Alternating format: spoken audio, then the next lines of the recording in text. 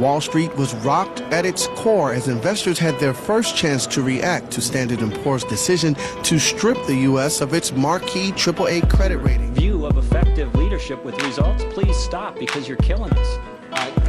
What I declare to you today as a candidate for President of the United States.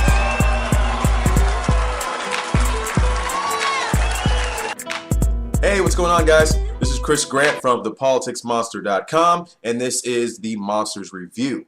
This is a segment where I will cover the top political stories that happened over the past week. Without question, the biggest story was the stock market reaction to the S&P downgrade of American bonds from AAA to AA+. Let's take a look at how that worked out. A worrying finish to an already dismal week for the global economy. The Standard & Poor's rating agency says it's downgraded U.S. Treasury bonds, traditionally viewed as a gold standard for investors. Wasted no time in reacting to Standard & Poor's downgrade of the country's credit rating. Asian stocks fell between 1% and 2% as the fallout from Wall Street's drop and European jitters took hold. Tokyo shares tumbled 1.7%. Was rocked at its core as investors had their first chance to react to Standard & Poor's decision to strip the U.S. of its marquee AAA credit rating. Investors sold early and sold hard. And as fear and confusion spread, the market kept going lower, ending up with the biggest sell-off since December 2008.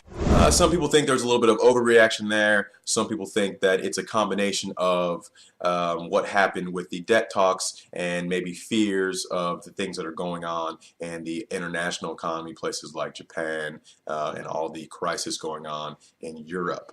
But in any case, that's what happened, and we're just going to have to move forward from there. Hopefully, they'll be able to get our fiscal house in order before interest rates start to rise, which would, of course, hurt everyone. Another big story was the GOP presidential debate that happened on Thursday and was broadcast on Fox News. There were some big winners and losers in the debate. I personally think Mitt Romney came off looking the most presidential, as he didn't attack any of the other candidates on stage. For all he was worried about, they might as well not have even been there. All his policies and arguments were directed toward President Obama.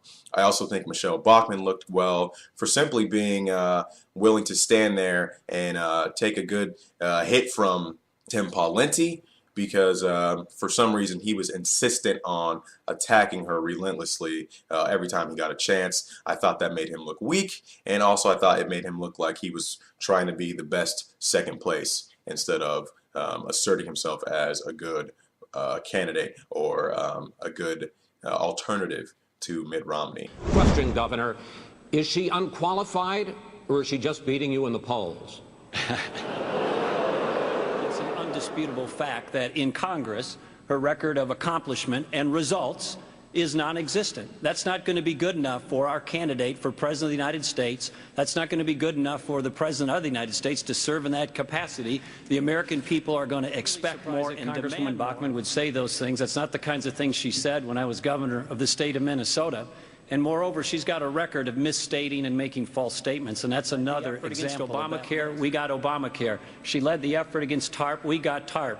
She said she's got a titanium spine. It's not her spine we're worried about, it's her record of results. If that's your view of effective leadership with results, please stop because you're killing us.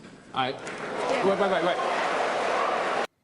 So, like I said, he came off as a little bit of a bully, a little bit of a person that doesn't know how to handle himself properly, and next thing you know, a few days later, he drops out of the race, which was probably a good thing for everyone. I don't think he was a very good candidate.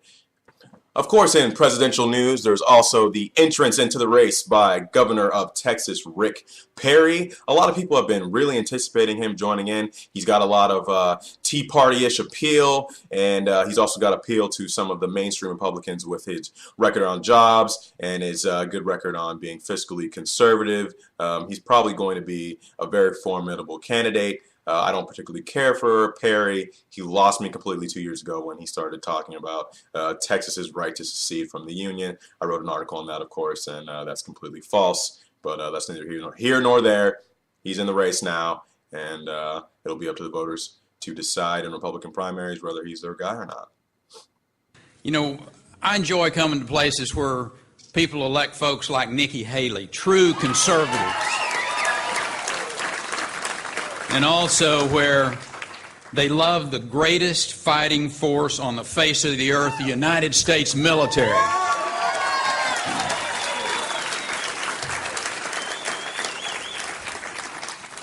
And I want to take a moment.